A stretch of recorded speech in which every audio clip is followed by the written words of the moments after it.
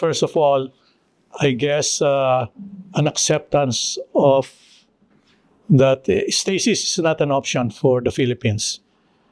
You cannot afford to stay in place or even to run in place, but things have to change.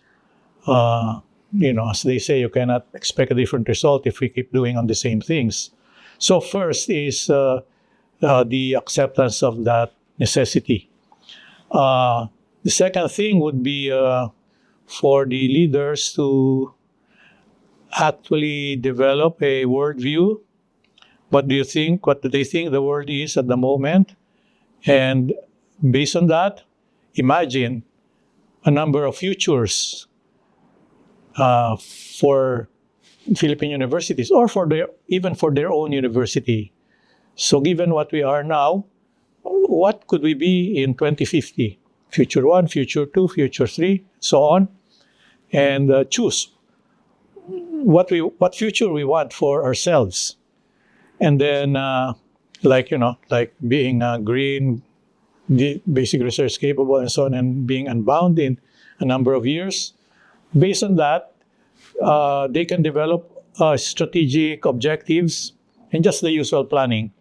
You have strategic objectives, and you define what outcomes will tell you that you have attained your strategic objectives. So you have your desired strategic outcomes. Then you can just have lines of action going to each strategic outcome, and then you put in all the measures within the line of action, and you budget everything. So, but it starts with foresighting, or the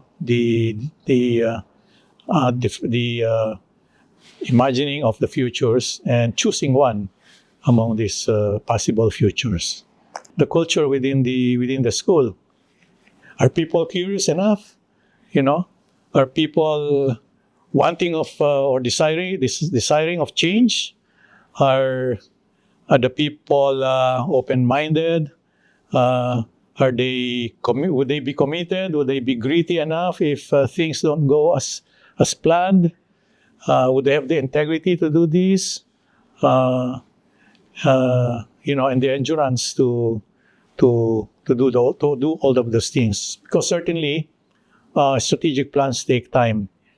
But you can have small wins. And I think what has sustained the community, the Mapua community, are the wins along the way.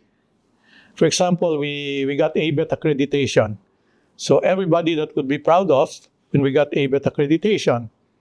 And then that emboldened us to go for something more. And say, okay, let's go for university ranking. Maybe we're capable of that. We were so nervous with ABET, but we did it. And we were nervous with university ranking, but we also did it after a number of years.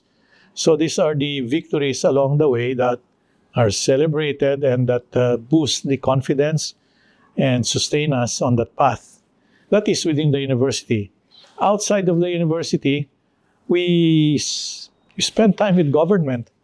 If they ask us to join the technical panel, they join to do a study group, we never refuse.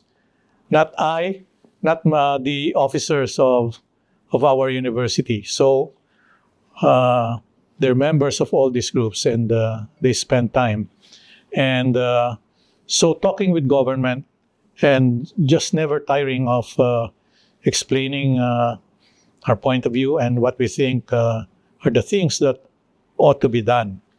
So we're not too much of publicizing about these things, but we prefer to do quiet work in talking with people in government about these things.